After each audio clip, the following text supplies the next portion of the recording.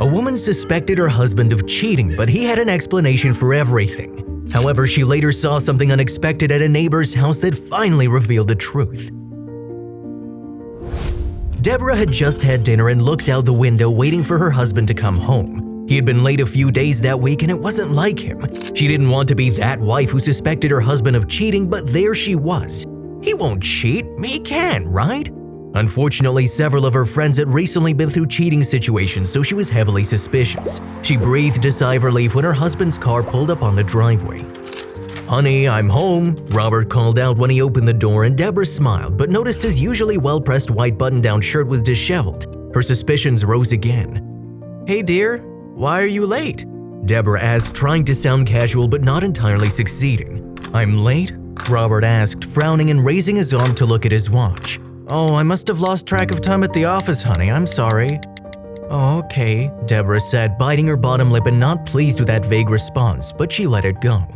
"Let me take your jacket."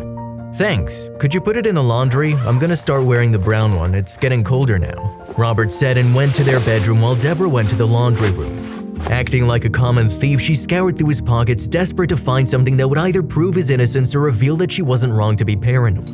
Shockingly, a few receipts appeared. One from a convenience store where Robert bought diapers and baby formula, and the other from a toy store where he purchased some kind of jumping game for a baby or toddler. It was expensive and her eyes widened. "Oh my God, he's not just cheating on me, he made another family." She breathed and wanted to break down right there in the laundry room, but Robert started calling her. She scrambled and wanted to pretend as if nothing had happened. "But wait a minute, why do I have to act fine?" Deborah asked herself. Suddenly, instead of wanting to cry, she got furious and stormed out of the laundry room with her receipts. "Robert, what the hell is this?" she asked, her eyes wild and crazy. Her hand was raised with pieces of white paper in it. "What?" Robert said, confused and frowning. "You went through my jacket?" "Don't change the subject. Why are you buying baby stuff when we don't have children?" she demanded, getting angrier and angrier. That madness came from a deep place where she felt terrible that they still couldn't get pregnant. She had tried to be patient and hope for the best, but they'd been married for years and nothing. It looked like Robert didn't care and went out and made a new family behind her back. "I bought it for a coworker of mine. He was busy and asked me to go by the store and do that. That's why I was late today," he explained, crossing his arms. "Why did you lie to me earlier then?" Deborah asked, lowering her voice. She didn't believe him, but her anger wouldn't make him more honest. "I don't know, maybe because I know you're sensitive about baby stuff," he said, shrugging. Deborah stood straighter at that comment and looked down. Well, she stammered.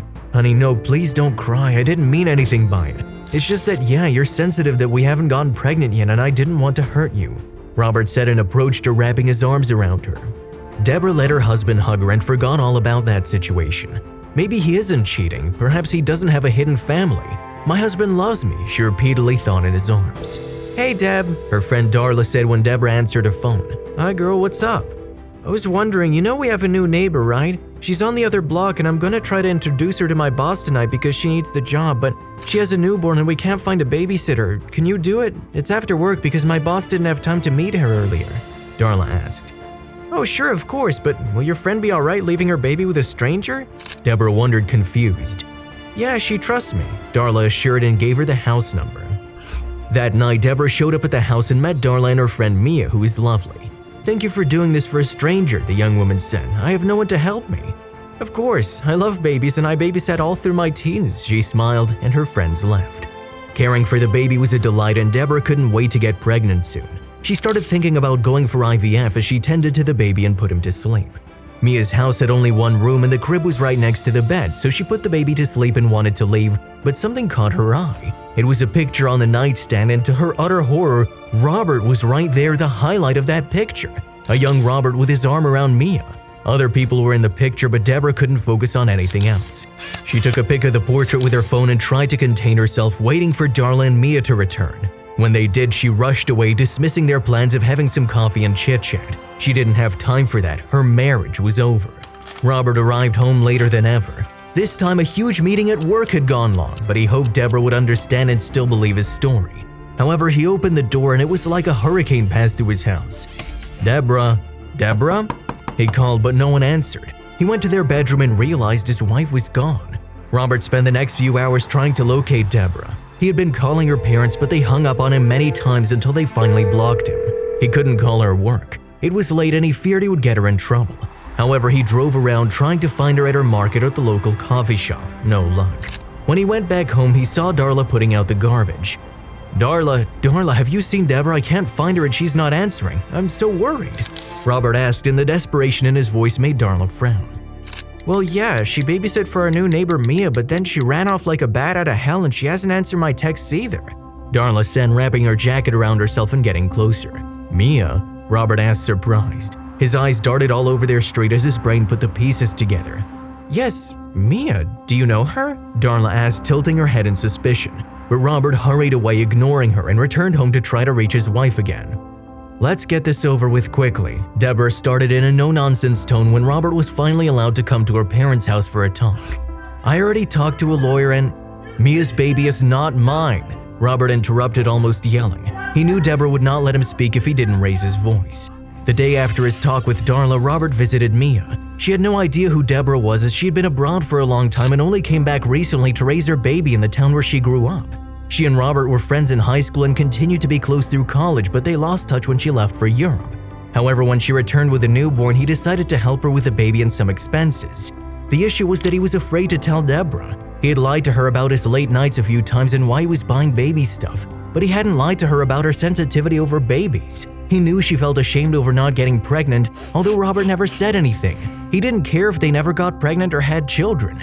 But he knew his wife berated herself over it. She loved babies, she dreamed of being a mom, and also, he had dated Mia for a while in high school and thought it would be better if they didn't know much about each other, or that Robert was helping the new mom out. He realized now that was a little stupid.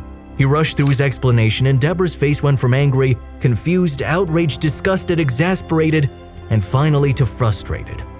"You're not stupid, you're an idiot, Robert. Why in the world would you lie about that? And if you've been lying so much, why would I believe you now?" she yelled. "Let's meet Mia, please. I'll tell you everything. She doesn't even know you're my wife," Robert suggested, and Deborah agreed. Despite her anger, she didn't want to get divorced. Mia confirmed everything and called Robert an idiot too. "I stupidly got pregnant in Europe and I guess I just wanted to be back home to raise my baby. I left because my parents died and I had nothing, but I still have some friends left. I didn't know Robert was helping me in secret. I'm so sorry," Mia added to the explanation, and Deborah believed her. She was nice. She looked at the picture again and realized other young teens were there, so it was nothing romantic. She had made it worse in her head because Robert had been lying and was getting home late from work. Therefore, she forgave Robert. "But this is the last time. I don't want any more lies. Not one. Not even the tiniest things. I want the truth 100% or I'll leave for good," she told her husband, who agreed to everything. Deborah returned her things to her house, and a few months later they finally got pregnant. Robert had to work for years to earn Deborah's trust, which is the easiest thing to lose.